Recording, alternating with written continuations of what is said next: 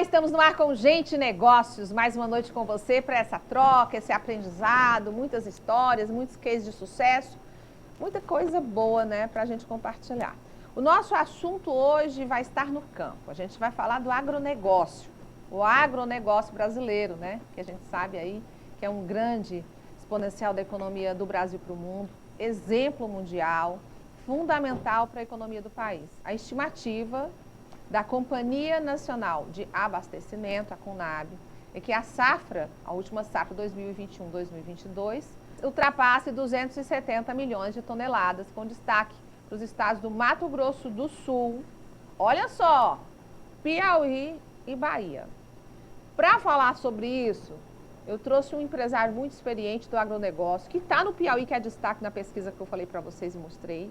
Ele é sócio-diretor da Fazenda Chapada Grande, em Regeneração do Piauí, paulista, natural de Ribeirão Preto, São Paulo, e reside no Piauí desde 2004. Eu converso com o empresário do agro, Tiago Junqueira, que bate papo comigo a partir de agora. Tiago, prazer te receber no Gente Negócio. Enfim, conseguimos trazer Tiago Junqueira. Olá, Virgínia. Prazer estar aqui Todo com de você. verde e amarelo, a cara dele. Patriota. Um patriota, como ele se diz, né? Inclusive, ele tem um carro, um automóvel que é sucesso no estado do Piauí, por onde ele anda. Automóvel. E onde mora. E não costuma conceder entrevista para a TV. Ele é ativo nas redes sociais, mas TV ainda é para ele um campo um pouco distante. Mas, enfim, confiou na gente, a gente tem 25 anos de TV, e ele deu esse crédito para mim, para bater esse papo comigo. Tiago, queria realmente agradecer a sua presença aqui, porque a gente sabe da relevância do agro, da importância. E o Piauí está nesse destaque, se deve muito ao trabalho de homens e mulheres, mas de homens, de empresários aguerridos, como é o seu caso. A gente tem no Piauí alguns destaques, né, que são destaques nacionais, como a Fazenda Progresso, que a gente tem instalado aqui, que é um exemplo, todo mundo sabe. E aí, dentro desse contexto, a gente teve aqui, o Piauí foi sede da abertura da colheita nacional da soja, oficialmente para o Brasil, na Fazenda Progresso, enfim. E aí eu queria contar um pouco da sua história, né? Você que é alguém que foi chamando atenção pelo seu trabalho, pela empregabilidade, por ter investido no nosso estado, por ter uma contribuição efetiva, de destaque para a economia do Piauí. Mas como foi que surgiu a ideia, eu sei que seu pai é sócio na sua fazenda, Sim. de vir para o nosso estado? Então, primeiro, um prazer estar aqui com você, parabéns aí pelo programa. Obrigada. Uma honra estar aqui com vocês, contando um pouquinho da nossa história. Histórias como a nossa, Virgínia, do agro no Piauí, tem, assim, diversas lá no sul do estado, né? A diferença é que nós escolhemos uma região que é conhecida como Médio Parnaíba, piauiense, que fica em regeneração ali entre Teresina e Floriano. É uma área que ficou um tempo esquecida e não conhecida, porque é uma ilha que nós compramos ali, uma ilha, uma chapada, nas mesmas condições de topografia e altitude que a região sul do estado. E como fica a 30 quilômetros da BR, que liga Floriano a Teresina, e essa estrada era de terra, quando a gente comprou essa fazenda, ela ficou esquecida, ela não ficou alvo de investidores. Então, ou por sorte, ou por Deus, a gente acabou encontrando essa área. Eu estava morando em Balsas, né? Eu estava à procura de terras, e um corretor de Teresina, o seu Nerivaldo, me ligou, eu morando em Balsas, né? E ele me disse que tinha uma área para me mostrar em regeneração. Eu, por telefone, perguntei as características da área, ele me falou, disse que eu queria conhecer a área. No dia seguinte eu fui visitar a fazenda, fiz uma reunião no mês seguinte com o meu pai e com o meu tio em São Paulo, em setembro, né? Pra você ter ideia, a BR é o Brode, 2004. É a época mais seca e mais quente do ano. Meu pai e meu tio não conheciam o Piauí, eu já estava em Balsas. Fiz uma reunião em setembro em São Paulo, apresentei o negócio para eles, eles vieram conhecer em outubro, eles se encantaram com a área e a gente fez um negócio em novembro, um negócio muito rápido. E essa área era daquele famoso empresário aqui do Piauí, Clidenor de Freitas Santos, dono do Meduna, né? Então a área estava em inventário, o Dr. Clidenor já tinha falecido, estava em inventário, meu pai é advogado, analisou a documentação, viu que a documentação estava perfeita, a gente fez o investimento e dali para frente eu me mudei para regeneração. Já a partir de janeiro de 2005 eu estava morando já em regeneração e investimentos começaram, toda a parte de legalização, documentação, burocracia, audiência pública, licenciamento ambiental, a gente passou por tudo isso. Então foi assim que começou, foi assim que eu cheguei no Piauí. Você conversava comigo aqui nos bastidores e você me dizia que a sua área tem 20 mil hectares, não é isso? E que existem outras fazendas maiores, como a Progresso com 80 mil hectares, a Insolo com 100 mil, mais ou menos isso, né? A estimativa. E quando você veio nesse período, acho que o Piauí já estava conhecido no Brasil como a última fronteira agrícola do nosso país. Quais foram as dificuldades iniciais? Como é que foi esse início? O que mais te desafiou? Então, eu estava com muita vontade e disponibilidade, pessoalmente, de fazer, me mudar para cá e fazer, peitar o investimento todo, né? A parte inicial de dificuldade, parte de diferença, realmente, mão de obra é um fator realmente muito difícil no início aqui no Piauí, ainda é hoje, né? Você preparar, eu posso contar duas passagens aqui curiosas Claro. que vão te ilustrar a dificuldade em termos de mão de obra, de conhecimento mesmo Sim. da população em relação à cultura da soja, né? Que a gente veio para cá para plantar soja. Então eu fiquei conhecido ali na cidade, em 2005, como o Thiago da soja, mas a gente demorou ali uns 3 anos para começar a plantar soja. Tem toda a parte de burocracia, depois você tem o licenciamento ambiental, depois você planta arroz no primeiro ano para plantar soja no segundo ano. Sim. Então nós plantamos soja ali no ano de 2008, acho que 1 hectare, 2 hectares, para fazer teste de materiais e tal, até porque a nossa região, Virgínia, ela não tinha histórico nenhum de produção de soja, zero. A gente foi o primeiro a plantar soja no Médio Parnaíba, então a gente criou a cultura da soja no Médio Parnaíba piauiense, que hoje também está se espelhando no Médio Parnaíba maranhense. Essa região toda vai virar um grande celeiro de produção, modéstia à parte, graças ao nosso tiro, né? Que a gente podia ter dado tudo errado, mas deu tudo certo. E aí, quando a gente chegou, a gente plantou 2 hectares de soja e não compensava nem colher com máquina, porque era muito pouca soja, né? Nós colhemos aquela soja na mão, colocamos na rua, na frente do escritório em regeneração, para secar, para depois bater na máquina. E o pessoal passou, que não conhecia nada de soja, os nativos ali de regeneração passaram, olharam aquela soja secando no chão e falaram, aí ó, a maconha do cara. E o cara falou que veio plantar soja, a maconha do cara. Quer dizer, não tinham conhecimento nenhum do que era a cultura da soja. Anos depois, a gente acabou recebendo o pessoal da Suzano na fazenda e acabamos dividindo o nosso projeto em soja e eucalipto por conta da Suzano, por conta da vinda da Suzano para o Piauí. E também plantamos lá 1 hectare de eucalipto como teste, com 30 materiais indicados pela Suzano. E a outra curiosidade que eu ia te contar, um outro rapaz de regeneração passou indo para uma festa no interior e viu o eucalipto, já estava com uns 3 metros de altura, né? E cutucou o cara que estava do lado, isso foi um vereador que me contou, né? Esse cara que estava dirigindo era um vereador. Esse cara que estava do lado cutucou o vereador e falou, olhando para o eucalipto assim, ó o sojão do homem aí, ó. Então acho que uma das maiores dificuldades nossas aqui foi realmente a cultura da soja não ser conhecida na nossa região e a gente ter que fazer todo o processo de aprendizado, de funcionários, operadores. Hoje nós temos operadores de mais de 15 anos de casa lá na fazenda, operando máquinas de 3 milhões de reais. Então é uma grata satisfação para nós ter participado dessa modificação social ali no Médio Parnaíba. Com certeza, né? Geração de emprego fantástica. Você falou da Suzano, e a produção apurou, me mandou aqui, que o investimento da Suzano, lamentavelmente, antes de deixar o Piauí, foi de 400 milhões. É uma coisa, eu falo de novo, lamentável, algo lamentável que essa empresa tenha deixado a economia do nosso estado. Um estado tão incipiente, né?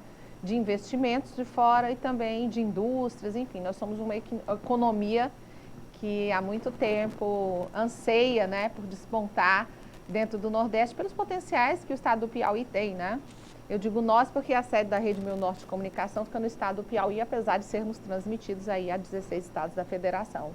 E quando a gente fala de 400 milhões iniciais, né, nesse contexto de 6 anos que a Suzano passou aqui, é muito relevante a perda de uma empresa como essa. Vocês recebem um apoio na região em relação à logística com rodovias e energia elétrica? No início foi difícil, agora está melhor. Qual é a situação? Olha, Virgínia, a gente nunca pediu nada para o Estado, seja a nível estadual, seja a nível municipal, seja federal, nenhum benefício, nada. Nós identificamos uma área potencial de investimento, fizemos o investimento, vimos que a documentação era ok, era legal, partimos para todas as etapas burocráticas de legalização, respeito às regras, às leis ambientais, trabalhistas, sociais, primando aí pelo desenvolvimento sustentável, né? E quando a gente chegou, essa fazenda que ficava a 30 quilômetros da cidade, ela é cortada por uma rodovia, por uma PI, que na época era de terra, né? Uma PI que liga a regeneração a Oeiras. E hoje ela está asfaltada. Eu não acho que ela foi asfaltada por conta do nosso investimento, eu acho que ela foi asfaltada porque é uma rodovia estratégica, ela diminui a distância de quem vai de Teresina a Oeiras em torno de 100 quilômetros. Então, muitos políticos passam por ali. O ponto final dessa estrada não é a nossa fazenda, é Oeiras, né?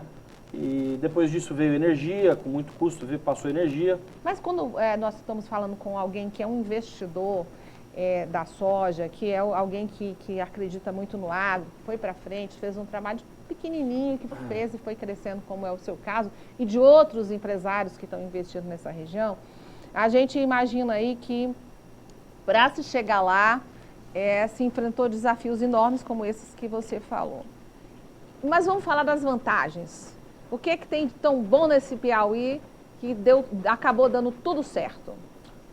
Virgínia, o que atrai a gente para cá, num primeiro momento, é o preço da terra, que ainda, comparando com outras regiões do Brasil, é muito barato. E deve continuar assim, porque é lei da oferta e da procura, ainda tem muita terra na fronteira agrícola para ser expandida. E em outros lugares do Brasil é inviável. O investimento em terra se tornou inviável. Então, o que chama mais atenção no primeiro momento é a viabilidade econômica, ou seja, você comprar a terra e investir, passar por todos os obstáculos, os riscos e obter o retorno. Num segundo momento, você tem que analisar todos os detalhes de qualquer investimento que for feito aqui, no nosso caso a soja, que é solo, chuva e logística, basicamente isso. Mas o Piauí tem muita área para ser expandida e não só na soja, né? O agro é um leque aberto, você pode pensar em tudo que você quiser imaginar. O Piauí tem potencial, por exemplo, para café. O Piauí tem regiões de altitude elevada, com temperaturas baixas à noite e quentes durante o dia, para laranja, para frutas, Guadalupe, que tem o platô ali de Guadalupe, os tabuleiros litorâneos. Então tem um potencial riquíssimo o estado do Piauí, para turismo, enfim, para tantos negócios, energia, né, que eu vi o ministro Ciro Nogueira falando recentemente, do que deve acontecer com o Brasil aqui no potencial todo do Nordeste em relação à energia renovável, seja solar, seja eólica. E o Piauí, de repente, começou a crescer como a última fronteira agrícola do Brasil, e aparecer, e aí estourou nos números nacionais. Antes era uma conversa, eram os empresários satisfeitos com os resultados, graças a Deus, um solo fértil, uma área muito importante para investir, com condições favoráveis. E agora? Agora passando essa loucura aí de eleições, eu acho que se tanto o Piauí como o país escolherem o rumo correto, que é o rumo do desenvolvimento, do progresso, da gestão séria, sem corrupção, que é o que nós estamos vendo no governo federal e que eu sonho em ver aqui para o Piauí, eu acho que nós vamos desenvolver até 2030, em 8 anos, o que foi feito em 30 anos aqui no Piauí. Eu acho que nós vamos dobrar a área de produção de grãos. Acho que nós vamos ver novas culturas sendo implantadas aqui no estado. Sonho em ver outras culturas bem diversificadas mesmo, como cacau, laranja, café, algodão, enfim, cana-de-açúcar, por que não? O Piauí tem um potencial muito grande do ponto de vista de irrigação, né, que ainda não está explorado e que outros estados já estão muito à frente. Parte de energia renovável, solar e eólica, parte de turismo e atração de indústrias para cá, que a gente viu. Eu estou aqui há 20 anos, eu não vi o governo atrair nenhuma grande indústria para o estado do Piauí. Eu acho que esse é o desafio para os próximos 8 anos. É o momento de decolar. Decolar. Geração de emprego, cada vez mais trazer a dignidade para a população, né? O governo federal que vem vindo aí com o Auxílio Brasil, com auxílios emergenciais, mas recentemente até colocando no seu programa de governo que vai até dar mais de R$200 para quem arrumar um emprego, ou seja, é um caminho totalmente diferente do que a gente já viu nos governos anteriores, que é realmente promover a pessoa para buscar o emprego, buscar a dignidade, a independência e a liberdade. Nós temos aí no Cerrado, como nós falamos, toda essa região fértil e propícia para esse crescimento, para essa decolagem que o senhor vem falando. Quando a gente vê o mundo hoje, né, a gente vinha falando aqui nos bastidores, a gente tem uma guerra da Ucrânia, onde as economias estão bem complexas. Nós temos, falamos até no primeiro bloco, né, que nós temos aí uma inflação histórica nos Estados Unidos, a Europa com todas as questões que nós sabemos, dificuldades para os investidores lá na região e uma mira muito grande dentro do Brasil.